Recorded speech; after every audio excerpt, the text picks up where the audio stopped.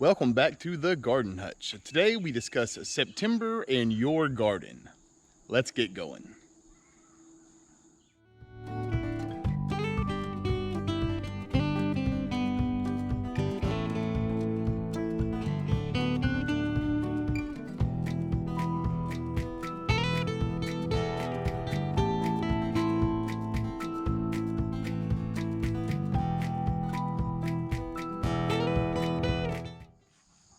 When I think about September, it makes me think about fall starting. And with fall comes shorter days and cooler weather, and our fall garden. In our fall garden, it makes me think of fresh salads because essentially that's what we grow. Almost all of the stuff we grow, we can eat the greens from, and a lot of times they'll also have like a tuber or a root vegetable attached with them, radishes, that sort of stuff. So it's getting that time of year. Before we take a look at our fall garden though, I would just like to say if you're watching this channel and you have not subscribed, do me a quick favor and go ahead and subscribe to the channel. It's free for you, helps us out a whole lot. And if you like the content and what we're doing here at the Garden Hutch, hit the thumbs up button. All right, let's take a look at the fall garden. So as we mentioned, we love to get our fall garden planted. We will plant it the first Sunday of this month. So that's just a couple days away. And in here, we have several beds. We like to grow carrots here. We'll grow carrots here again. We also have Romas in the greenhouse that'll go over here. Then this bed up here will be, we'll plant it intermittently with lettuces and radishes.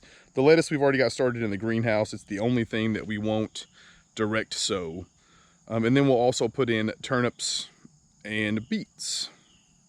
But the whole idea is, again, with let's say for example, we'll take this bed here. This will probably be turnips. As the turnips grow, we'll go through and thin them out. The small greens, we can use those in a salad. And and while you're going through to thin these, you'll be thinning out your turnips, your beets, your lettuces, your radishes. All of those small greens can go into a nice salad. And then as time goes on, the greens get a little bit bigger. Now, beet greens you can eat in a salad all the way up until you pull your beets. Of course, turnip greens, they're better for cooking after a certain point, and we will show that here on the channel, of course. But as far as our fall garden strategy, that is it, and it's important to get this done during the first part of September.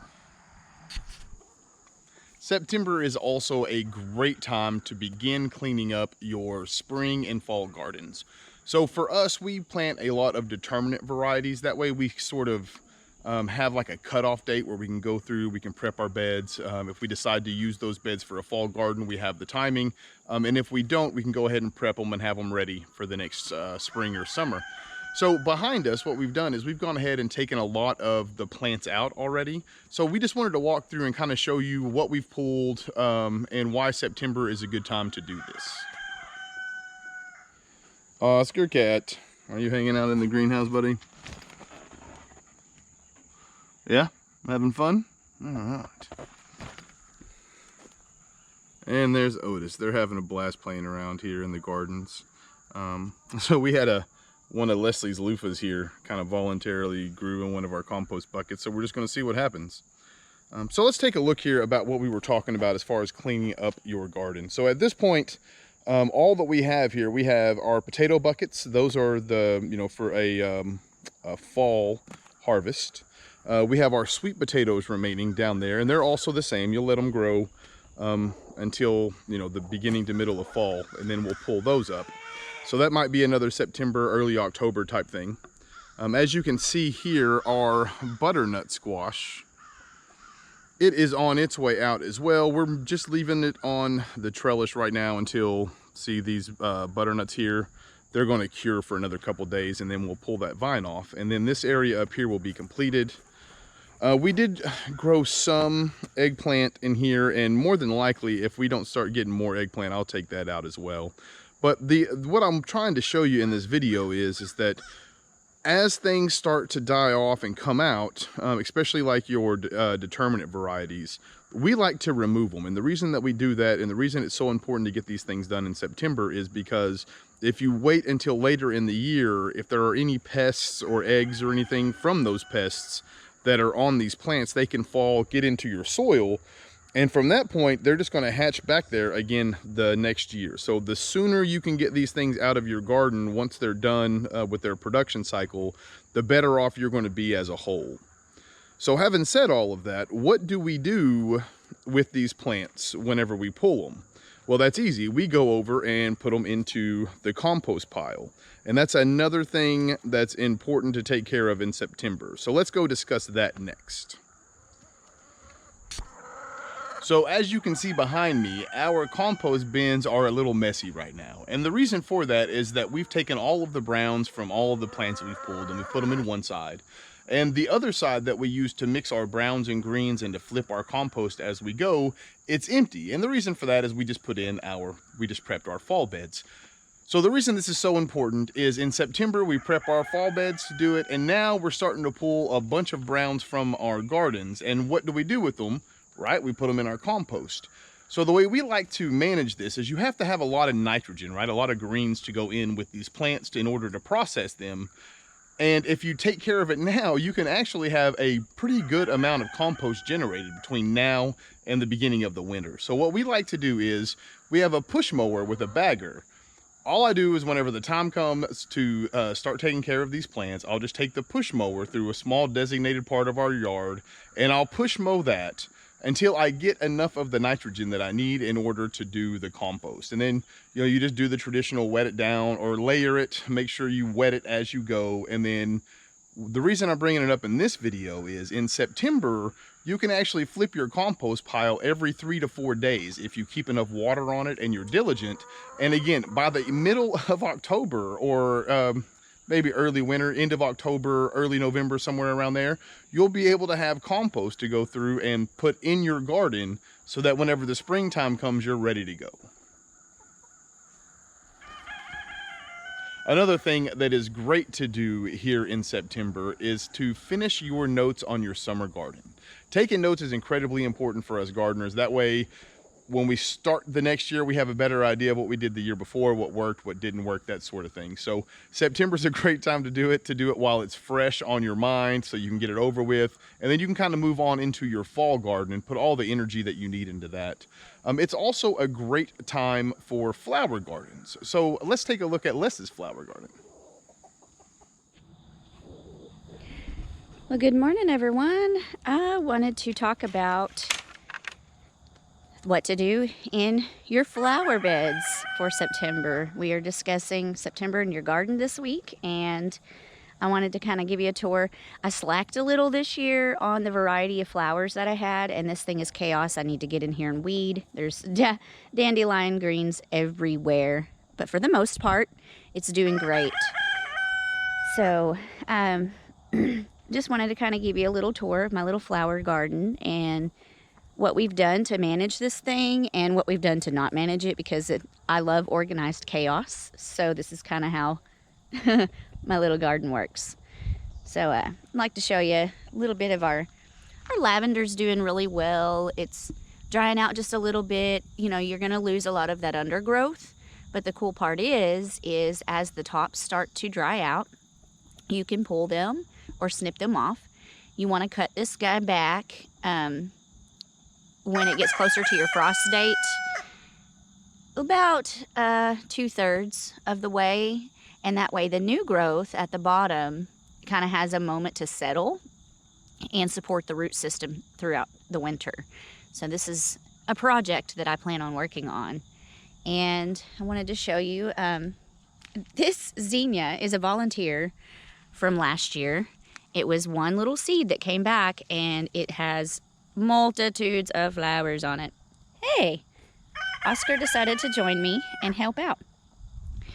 And so this little guy I'm going to let go till it's completely done. And then when it's done, I'll pull the whole system out and put him in our compost. So next year, hopefully it drops some seeds and we'll have another wild zinnia pop up.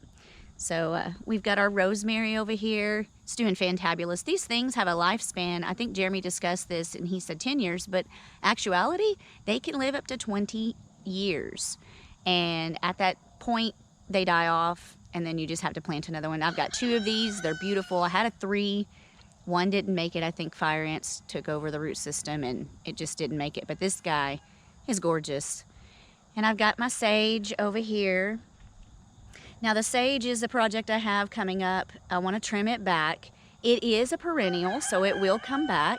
So you want to protect the root system, trim it back, and it'll start bushing out a little bit better and lower to the ground. It won't be so chaotic like this, but it's doing fantastic. This little squiggle guy, it was a prairie grass that I got at the Master Gardener's plant sale here in town, and I didn't realize what they would do. I planted 8 of these in here. Yeah, big no-no, because they got massive, did this squiggle thing, but the flowers were a beautiful magenta pink at the top. You can tell they're starting to die off. So eventually I'll cut this back. I plan on uprooting some of these. As you can tell, I did cut one back already because it was just falling over and in the way, and it was destroying everything else. But I think I'm gonna dig those up and transplant them somewhere else. They're kind of like a bulb. I don't know if you can tell, there's a bulb right there. So I have a plan to put these somewhere else since they get so tall and crazy. And I figure give them their own space in their own little area, and it won't take over my flower bed as much. This is also a volunteer zinnia that came back from last year in this spot. It is bushing out. There are some dead parts on it. I did trim back a little bit here and there. Makes beautiful flowers in a little vase. Gorgeous thing. I mean, it's pretty.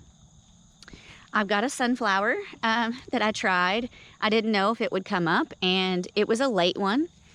And look at this, guys. It's so pretty. It's just gorgeous. It looks like it's fall colors just in time for September. Super excited. There's a few more buds on it that are fixing to open up. Love sunflowers. I've got some Shasta Daisies that I started. These are gorgeous. I have a feeling a few blooms might come up this year. If not, it'll come back next year. It's also perennial. Still got some basil going strong. It's hard to get in here, guys, because of these wild things, but my salvia is still in full bloom. Bees love this. Hummingbirds visit every morning. I had to tie it up because it was also falling over and just trying to splay out. It was ridiculous. So I did the best I could. I'm planning on putting a stake in this over the fall when I trim it back. You also want to trim it back as it gets closer to your frost date, and the undergrowth will come back next year. I had 2 of these. One of them did not make it. It was a different variety. It was more of a low-lying bush variety. But this one is, she's just gorgeous. Love her. And you can use these flowers in teas and stuff. It's really good for a lot of things. I'll have to research and give you some more info on that. I haven't done a lot of research on how to use those in herbal remedies, but you can use the leaves and the flowers in teas. It's good for your body. This thing is also a different, it's called a blue Stargazer prairie grass. Got it at the Master Gardener's plant sale. I didn't know what this thing would do. It's also a bulb. I'm going to move these. They're just ridiculous. And ended up, let's see. Sorry, folks. The school bus went by. This was an Echinacea that I got this year at the Master Gardener's plant sale. Did not think it would bloom at all this year, and man, it did. It has a few still left on here I got to trim back, and another one that's coming up. It's beautiful. This thing's going to get as tall as the other one that I have. I love these. They're just beautiful cone flowers, purple. They're gorgeous. And then in my salvia chaos, there's basil all around it. This is volunteer basil that came back from last year from seeding itself. I just let it go. We eat it on our pizzas. We love it in quiche. We love it on salads. It's just so good, and it smells so fragrant. And of course the bees love it. But this is my time, and I'm so excited. We started this from seed. Very hard to do. I tried it 3 times, and 3rd time's a charm. A little bit of it came up, and it survived. So love our time. We've got parsley over there in the other pot. But yeah, this is pretty much my organized chaos. And I wanted to share the oregano. Jeremy had gotten in here and showed y'all the oregano, how it gets leggy, and it goes to seed, it goes to flower. And what you want to do with oregano is about 2 months before your first frost date, you're going to want to trim it down. You're going to want to take those long stalks out, and this is a week and a half of me trimming that all out, and it's bouncing back. And this is a perennial. It's going to do this until your frost. It's going to die back, and then in the spring, it's going to come back from the root system. So this came from one tiny little sprig that was about 4 inches long that I had clipped off of my original plant and rooted in a jar of water. Once it was rooted, I came out here and I just put it in the compost, in the soil, and I was like, okay, maybe it'll do something and maybe it won't, and this is what happened. It went crazy. So I just wanted to give you a little bitty tour of my beautiful flower garden and what you can expect in the next few months and what you can prepare for in September. So thank you so much, and just give you a little tour of the fairies. They keep me happy. Talk to you soon. One of my absolute favorite things about September is the clearance aisles at your local department stores. They have everything on sale and they're just looking to get rid of it. And as a gardener, that's advantageous for us because many of the things just simply don't expire, or if they do, they have a long shelf life. So if you know that you need seeds for something in the early spring or something you're going to plant in the early summer, go ahead and buy those seeds. We also like to stock up on blood and bone meal. For whatever reason, this time of year, it's really, really cheap. A few other things that are really cheap, peat moss you can find really cheap. You can also get the vermiculite, which goes really well in potting soil. You can add it to your raised bed containers to sort of improve soil quality. It helps with drainage and that sort of thing. So that's another thing to think about. Don't forget to go check out the clearance aisles and get the stuff that you need now. Truth is, you're not going to use it for, 4 or 5 months, but you can save a lot of money by being proactive. The final thing I'd like to discuss about September is it's a great time to plant annuals. So if you have aspirations of starting some blueberries, blackberries, raspberries, any of those types of things, I would go ahead and plant them now. What that does is it allows the roots to go ahead and take hold. The tops will die back like they normally do, and then come next spring, it will naturally, when the time is right, go ahead and come back out of the ground. You can do the same thing for roses. In fact, this month we're putting 3 new rose bushes in the ground. Another thing that we like here on the homestead, Rose of Sharon, anytime, any type of those, the crepe myrtles, any of those things, right now is a great time to get those in the ground. So, as always, I would like to say thank you to everyone who's made it here till the end of the video. We sure do appreciate it. Until next time, I hope all you folks take care of yourselves. Peace.